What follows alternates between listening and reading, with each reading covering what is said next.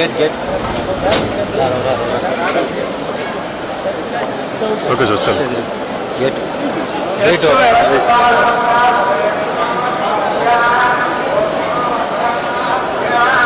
Okay sir first vice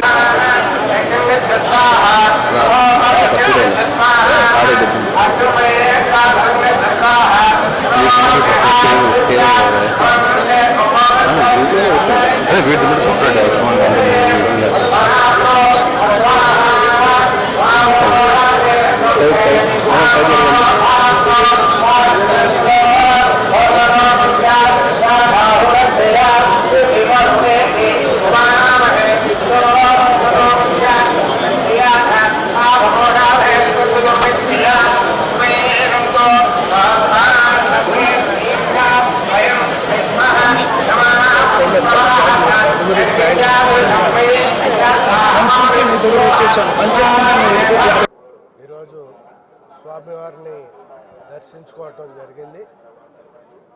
ఆ సందర్భంగా రాబోయే కౌంటింగ్లో చంద్రబాబు నాయుడు గారు గెలిచి తెలుగుదేశం పార్టీకి మెజార్టీ ఎమ్మెల్యే ఎంపీ స్థానాలు వచ్చి తెలుగుదేశం పార్టీ అధికారంలోకి రావాలని, చంద్రబాబు నాయుడు గారు ముఖ్యమంత్రి కావాలని, తద్వారా ఈ రాష్ట్రంలోని ప్రజలందరికీ కూడా మంచి జరగాలని, ఆ వెంకటేశ్వర స్వామి చల్లటి ఆశీస్సులు ఈ రాష్ట్ర ప్రజలపైన, చంద్రబాబు నాయుడు గారి పైన, తెలుగుదేశం పార్టీ కార్యకర్తల నాయకులపైన ఉండాలని చెప్పి కోరుకోవటం జరిగింది.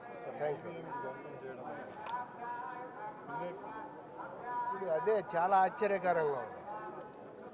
చాలా స్పష్టంగా మొన్న జరిగిన ఎన్నికల్లో 3వ తేదీన ఈవీఎంలు ధ్వంసం చేసినట్టుగా ఆ వెబ్ కాస్టింగ్లో సీసీ కెమెరాలు రికార్డ్ చేసిన పిన్నెల రామకృష్ణారెడ్డి.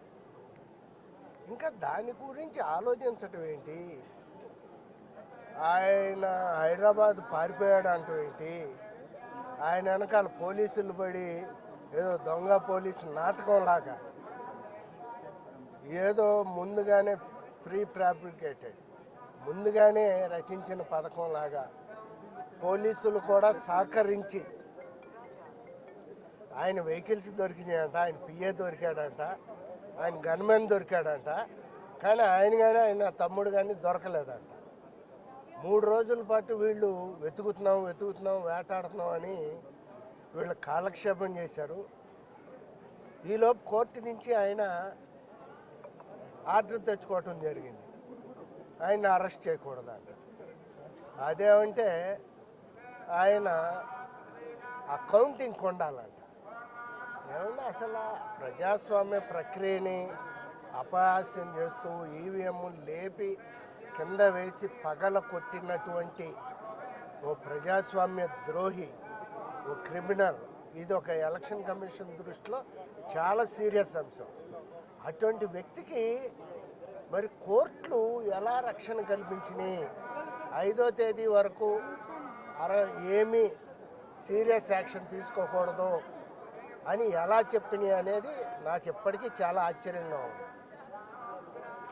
ఈ స్వాతంత్రం వచ్చిన తర్వాత భారతదేశ రాజకీయ చరిత్రలో హైకోర్టు లేకపోతే కోర్టుల చరిత్రలో ఇటువంటి తీర్పు వచ్చి ఉండదని నా అభిప్రాయం.